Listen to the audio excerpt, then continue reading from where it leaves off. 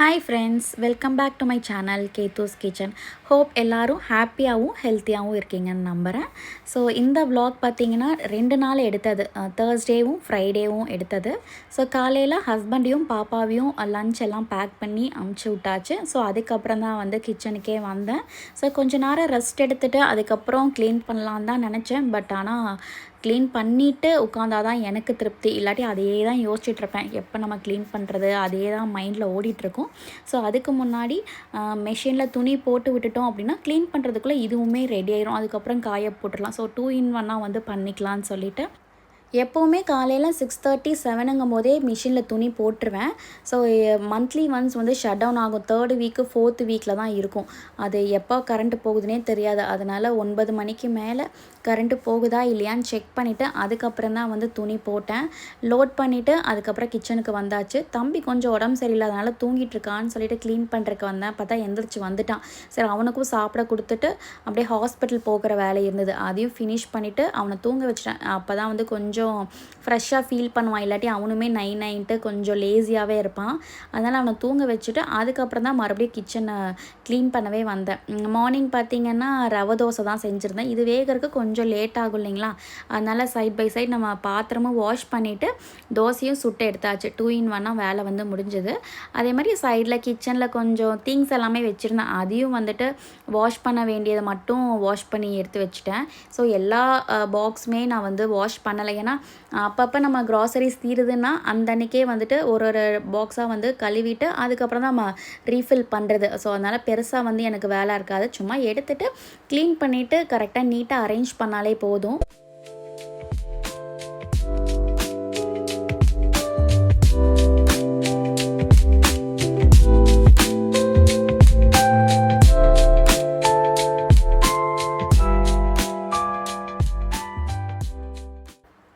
Wash பண்ண பாத்திரம் எல்லாம் வெயிலில் காய வச்சிட போகிறேன். அப்போ தான் வந்து நல்லாவும் இருக்கும். இன்னொன்று கிச்சனில் வந்து கொஞ்சம் ஸ்பேஸ் கிடைக்கும். நம்ம க்ளீன் பண்ணுறதுக்கு வந்துட்டு பாக்ஸ்லாம் எடுத்து அந்த திட்டு மேலே தான் வைப்போம். இது அடைச்ச மாதிரி இருக்கும். ஸோ வெளியில் வச்சிட்டோம் அப்படின்னா கொஞ்சம் ஸ்பேஸும் கிடைக்கும். ஸோ அதுக்குள்ளே துணியும் வந்து ரெடி ஆகிடுச்சு. காய போட்டுட்டு அதுக்கப்புறம் தம்பியை தூங்க வச்சுட்டு அதுக்கப்புறம் தான் வந்து கிச்சன் க்ளீனிங்கே வந்தேன். இது வந்து ஆஃப்டர்நூன் ஆகிடுச்சு. ஸோ 2-3 நாளாக வெதர் பார்த்திங்கன்னா திடீர்னு வெயில் அடிக்குது, அப்புறம் சில்னஸாக இருக்குது. ஸோ அதனால் எப்போ வெயில் அடிக்குதோ அப்போ துணி போட்டு எடுத்துக்கிறது. ஸோ கிச்சனில் பார்த்திங்கன்னா இப்படி தான் திங்ஸ் இருந்தது. ஆக்சுவலி எடுத்த பொருள் எடுத்த இடத்துல வச்சுருவேன். இருந்தாலுமே ரொம்ப நாள் ஆச்சு இல்லைங்களா, ஸோ அதனால் கொஞ்சம் கஜகஜன்னு இருக்கிற மாதிரி இருக்குது. ஷெல்ஃபில் பெருசாக குப்பை எதுவும் சேரலை. நான் ஷீட் மாதிரி போட்டிருக்கேன். ஸோ அதில் தான் வந்து எண்ணெய் பிசுக்காகட்டும், குப்பை தூசி, ஸோ அதில் தான் இருந்தது. ஸோ அதை மட்டும் நம்ம வாஷ் பண்ணி காய வச்சிட்டோம் அப்படின்னா ரெடி ஆகிடும். ஷெல்ஃபில் ஜஸ்ட்டு நம்ம நார்மல் துணி வச்சு தொடச்சிட்டு அதுக்கப்புறம் ஈரோ துணி வச்சு தொடச்சிட்டோம் அப்படின்னா க்ளீன் ஆகிடும்.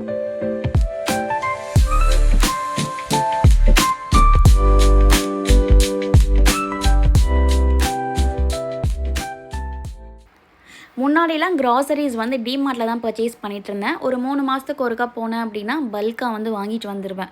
அப்போ வந்து ஊருக்கு அடிக்கடி போயிட்டுருந்தோம். ஸோ அதனால் வர வழியில் தான் டிமார்ட் இருக்கும். ஸோ அங்கேயே வந்து ஷாப் பண்ணிவிட்டு வந்துடுது. இப்போ அடிக்கடி ஊருக்கு போகிறதில்ல. நம்ம வீட்டிலேருந்து டிமார்ட் வந்து ஒரு 20 கிலோமீட்டர்ஸ் ட்ராவல் பண்ணி போகிற மாதிரி இருக்குது. ஸோ அவ்வளோ தூரம் நம்ம செலவு பண்ணி டைம் வேஸ்ட் பண்ணி போகிறக்கு பக்கத்தில் இருக்க சூப்பர் மார்க்கெட்லேயே வாங்கிக்கிறது. மந்த்லி ஒன்ஸ் வந்துட்டு தேவையான திங்ஸ் மட்டும் வாங்கி வச்சுக்கிறது.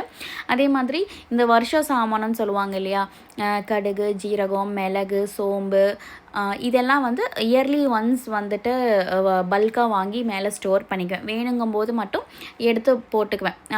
அந்த மாதிரி பண்ணிகிட்ருக்கேன். ஸோ இந்த பாக்ஸஸ் எல்லாம் வந்து அப்பப்போ வந்து வாஷ் பண்ணி வச்சுக்கிறது. இப்போ ஒரு பொருள் தீருது, பொட்டுக்கல்ல இல்லை பருப்பாகட்டும் தீருது அப்படின்னா அதை மட்டும் வாஷ் பண்ணி அதுக்கப்புறம் ரீஃபில் பண்ணி வச்சனால ரொம்பவும் கஜகஜன் இருக்காது. அதே மாதிரி கிளைமேட்டை பொறுத்து தான். நல்லா வெயில் அடிச்சுது அப்படின்னா ஃபுல்லாக கழுவி வைப்பேன். அப்படி இல்லாத பட்சத்தில் சுடுதண்ணியில் கொஞ்சமாக இந்த டிஷ் வாஷிங் லிக்விட் ஊற்றிட்டு ஒரு காட்டன் கிளாத் வச்சு மேலே மட்டும் தொடச்சி எடுத்துட்டோம் அப்படின்னா பாட்டில் நம்மளோட பாக்ஸஸ் எல்லாமே நல்லா கிளியர் ஆகிடுது. சூப்பராக இருக்குது பார்க்குறக்கு. ஸோ இதை ட்ரை பண்ணி பாருங்கள். ஸோ இந்த ஒர்க்கு தான் எல்லாமே முடிச்சாச்சு. அப்புறம் கொஞ்சம் திங்ஸ் எல்லாம் வந்து ஃபில் பண்ண வேண்டியது இருந்தது. அதையுமே வந்து ஃபில் பண்ணி வச்சிட்டேன். கொஞ்சம்லாம் பேக்கெட்ஸ்லேயே வச்சுருந்தேன். அதையும் வந்து ஃபில் பண்ணி எடுத்து வச்சாச்சு. ஸோ இந்த ஷீட் பார்த்திங்கன்னா நான் ஆன்லைனில் தான் வாங்கியிருந்தேன், மீஷோவில் வாங்கியிருந்தேன். ஸோ இந்த ஷெல்ஃபுக்கு நம்ம ஸ்டாண்டுக்கு எங்கே வேணாலுமே இது போட்டுக்கலாம். நியூஸ் பேப்பருக்கு பதிலாக போட்டால் ஈஸியாக இருக்குது. அப்பப்போ இதை மட்டும் எடுத்துகிட்டு வாஷ் பண்ணி காய வச்சுட்டு நம்ம வச்சுக்கலாம். இது வாங்கி கூட 1 இயர் ஆச்சு, இன்னுமே நல்லாயிருக்கு. ஸோ இதை தான் வந்து யூஸ் பண்ணிகிட்ருக்கேன். அதே மாதிரி இந்த கண்டெய்னர்ஸ் எல்லாமே வந்து பாதி மீஷோவில் வாங்கினா, பாதி வந்து டிமார்ட்டில் வாங்கியிருந்தேன். ஸோ இந்த கண்டெய்னர்லாம் பார்த்திங்கன்னா 4 ரேக் இருக்கும். இது ஒன்று எடுத்தோம் அப்படின்னா இதில் சாம்பார் தூள், மல்லித்தூள், ரசத்தூள், சீரகத்தூள் இருக்குது. குக் பண்ணிவிட்டு அப்படியே க்ளோஸ் பண்ணி வச்சிடலாம். டைம் சேவிங்காகவும் இருக்கும். ஸோ இது வந்து ஒன்றோட ஒன்று கலக்கிறதுல லீக் ஆகிறதில்ல. இது நல்லாயிருக்கு, குவாலிட்டியும் நல்லாயிருக்கு. வாங்கி 1 இயர் பக்கம் இருக்கும்னு நினைக்கிறேன். 2 வாங்கியிருந்தேன். ஒன்று வந்து இந்த மசாலாஸ்க்கு, ஒன்று வந்து இந்த ஸ்பைசஸில் பிரியாணி ஸ்பைசஸ்லாம் போடுறதுக்காக யூஸ் பண்ணிக்கிறது. இதுவுமே நல்லாயிருக்கு. ஸோ இது மீஷோவில் வந்து வாங்கியிருந்தேன். நான் ஒவ்வொரு பாக்ஸில் ஒன்று போட்டு வச்சுருக்கேன். டெய்லி யூஸ் பண்ணுற திங்ஸ் எல்லாம் கைக்கு பக்கத்தில் வச்சுட்டு, ஸோ நம்ம ரேராக யூஸ் பண்ணுவோம் இல்லைங்களா, ஸோ இது எல்லாமே வந்து மேலே வச்சிடுறது. ஸோ இந்த வடகம், பாப்கார்ன் இதெல்லாம் எப்போவாவது ஒரு நாள் தான் எடுப்பேன். அதனால் அதெல்லாம் வந்து மேலே வச்சிடுறது. நான் சொன்ன மாதிரி இந்த ஜீரகம், மிளகு, மல்லி இது எல்லாமே வந்து பல்காக வாங்கிக்குவேன். அப்பப்போ யூஸ் பண்ணிவிட்டு பல்காக இருக்கிறது இந்த மாதிரி பாக்ஸில் வந்து ஸ்டோர் பண்ணி வச்சுக்கிறது. பூச்சி பிடிக்காது. ஒரு 2 months ஒன்ஸ் வந்து வெயிலில் காய வச்சு எடுத்துக்கிட்டோம் அப்படின்னா ரொம்ப நாள் நல்லாவே இருக்குது.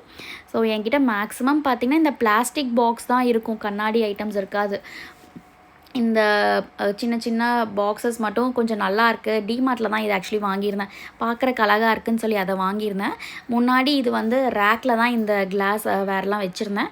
ஸோ இப்போ இதுவுமே வந்து டிமார்ட்டில் தான் வாங்கியிருந்தேன். இந்த ஷெல்ஃபு ஆக்சுவலி இது பாப்பா வந்து எடுத்திருந்தாங்க. எனக்கு வந்துட்டு போட்டு இதெல்லாம் வைக்கிறதுக்கு வேணுமான்னு வாங்கியிருந்தாங்க. சரி எனக்கு கொடு பாப்பான்னு சொல்லி இதை வாங்கி இது இங்கே ஸ்டோர் பண்ணிட்டேன். ஏன்னா கண்ணாடி இருக்கிறனால தம்பி அந்த மேலேயே ஏறி அதை எடுக்கிறான். ஸோ மேலே அவனுக்கு கைப்படாமல் வச்சிட்டோம் அப்படின்னா அது ஈஸியாக இருக்கும். ஸோ இந்த சின்ன சின்ன ஜார்ஸ்லலாம் பார்த்தீங்கன்னா கொஞ்சம் கொஞ்சம் ஸ்பைஸ் பவுடர்ஸ்லாம் வச்சுருக்கேன். இந்த amchur powder, chat masala, garam masala, chicken masala, so இதெல்லாம் வந்து இதில் காம்பேக்டாக இருக்குது. அதனால் அதை அங்கே வச்சாச்சு. அதுக்கப்புறம் கிச்சன் வந்துட்டு ஃபஸ்ட்டு மேலே இருக்க திங்ஸ் எல்லாம் மறுபடியும் எடுத்து கீழே வச்சுட்டு ரேக் எல்லாமே நல்லா தொடச்சி விட்டுட்டு அதுக்கப்புறம் ஒன்றா எடுத்து தான் வந்து அடுக்க செஞ்சேன். இப்போ அடுப்பு பக்கத்தில் எப்போயுமே கல்லுப்பும் புளி மட்டும் கைக்கு பக்கத்தில் வச்சுக்குவேன். அதுக்கப்புறம் ஆயில் ட்ரே இருக்கும். நல்லெண்ணெய், விளக்கெண்ணெய், தேங்காய் எண்ணெய், அதுக்கப்புறம் பொரிக்கிறதுக்கு வந்துட்டு ரைஸ் பிரான் ஆயில் யூஸ் பண்ணிக்கிறேன். இது மட்டும்தான் வந்து வச்சுக்கிறது. ஃபைனலாக கிச்சன்லாம் க்ளீன் பண்ணதுக்கப்புறம் சோல் சாட்டிஸ்ஃபைங், ரொம்ப சூப்பராக இருந்தது. ஸோ அதுக்கப்புறம் நெக்ஸ்ட் டே தான் வந்து எடுத்தேன். ஏன்னா கிச்சன் க்ளீன் பண்ணி முடிக்கிறக்கே 3:15 அந்த மாதிரி ஆயிடுச்சு. ஸோ இந்த ரேக்கில் பார்த்திங்கன்னா குக் பண்ண ஐட்டம்ஸ், அப்புறம் அஞ்சரை பெட்டி அதெல்லாம் வச்சுருந்தேன். கொஞ்சம் பாக்ஸஸ் மட்டும் காலியாக இருந்தது. வேறு ஏதாவது திங்ஸ் இருந்ததுன்னா இது வந்து அதுக்கப்புறம் தான் வந்து ரீஃபில் பண்ணணும்.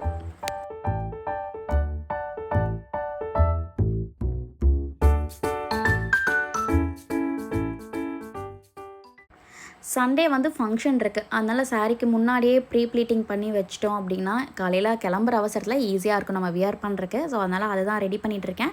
ஸோ இந்த சாரியோட ப்ளவுஸ் பார்த்திங்கன்னா இந்த எல்லோ கலர் தான். ஸோ இது வந்து அப்போ ஸ்டிச் பண்ணது கொஞ்சம் பழசான மாதிரி இருக்குது. இந்த க்ரீன் கலர் ப்ளவுஸ் வந்துட்டு இன்னொரு சாரியோடது. ஸோ இதுக்கு மேட்ச் ஆகுமான்னு பார்த்தேன். கொஞ்சம் நல்லா தான் இருக்குது. ஸோ இது பார்த்திங்கன்னா எல்போ ஸ்லீவ் வச்சு ஸ்டிச் பண்ணியிருந்தேன். அதே மாதிரி கைக்கு, ஃப்ரண்ட் நெக்கு, பேக் நெக்குக்கும் வந்து ஆரி வந்து போட்டிருந்தேன். ஸோ எனக்கு தெரிஞ்ச மாதிரி சிம்பிளாக வந்து ஆரி போட்டிருந்தேன். ஸோ சாரீ ப்ரீ ப்ளீட்டிங்க்கு ஃபஸ்ட்டு முந்தானையில் வந்து ஃப்ளீட்ஸ் எடுத்துக்கலாம். உங்களுக்கு எவ்வளோ ஃப்ளீட்ஸ் வேணுமோ எடுத்துகிட்டு மேலே வந்துட்டு சேஃப்டி பின் வச்சு லாக் பண்ணிக்கோங்க. இப்போ ஒரு ஜன்னலில் வந்து இந்த மாதிரி கிளிப் குத்திக்கோங்க. இப்போ நம்மளுக்கு ஃப்ளீட்ஸ் எடுக்கிறதுக்கு வந்து கொஞ்சம் ஈஸியாக இருக்கும். உங்களுக்கு என்ன லென்த்து வேணுமோ அந்த மாதிரி எடுத்துகிட்டு மறுபடியும் ஒரு சேஃப்டி பின் வச்சு லாக் பண்ணிக்கலாம். ஸோ அதே மாதிரி கொஞ்சம் மேலே இழுத்து விட்டுட்டு மறுபடியும் வந்து ஃப்ளீட்ஸ் எடுத்து வச்சுக்கோங்க. ஸோ இப்போ நம்ம மேலே போட்டு பாருங்கள். உங்களுக்கு முந்தானை பல்லு இருக்குது இல்லைங்களா, எந்த லென்த்து வேணுமோ அதை மார்க் பண்ணிவிட்டு இந்த ஷோல்டரில் வந்து ஒரு பின் பண்ணி வச்சுக்கோங்க. அதுக்கப்புறம் ஃப்ரண்ட்டில் ஃப்ளீட்ஸ் எடுப்போம் இல்லைங்களா, அந்த பின்லேருந்து ஒரு அரை அடி எக்ஸ்ட்ரா விட்டுட்டு அங்கே வந்து ஒரு மார்க் போட்டுக்கோங்க. ஸோ இதிலிருந்து நம்ம ஃப்ளீட்ஸ் எடுக்க போகிறோம். அதே மாதிரி பல்லுக்கு அப்படியே ஆப்போசிட்டில் பார்த்திங்கன்னா நம்ம முன்னாடி சாரீ வைப்போம் இல்லைங்களா, ஸோ அங்கேருந்து ஒரு அரை அடி வந்து மார்க் பண்ணி வச்சுக்கோங்க. ஸோ நம்ம 2 பக்கம் மார்க் பண்ண இல்லைங்களா, அந்த இடையில வந்து முன்னாடி ஃப்ளீட்ஸ் வந்துட்டு எடுத்துக்கோங்க. எடுத்துகிட்டு அங்கேயும் வந்து ஃபஸ்ட்டு நம்ம இந்த மாதிரி சேஃப்டி பின் வச்சு லாக் பண்ணிக்க போகிறோம். இப்போ நம்ம ஃப்ளீட்ஸ் எடுத்தோம் இல்லைங்களா, அதை வந்துட்டு அயன் பண்ணிக்கலாம். முந்தியும் அந்த ஃப்ளீட்ஸ் எடுத்ததையும் வந்துட்டு நல்லா வந்து அயன் பண்ணி எடுத்து வச்சுக்கோங்க.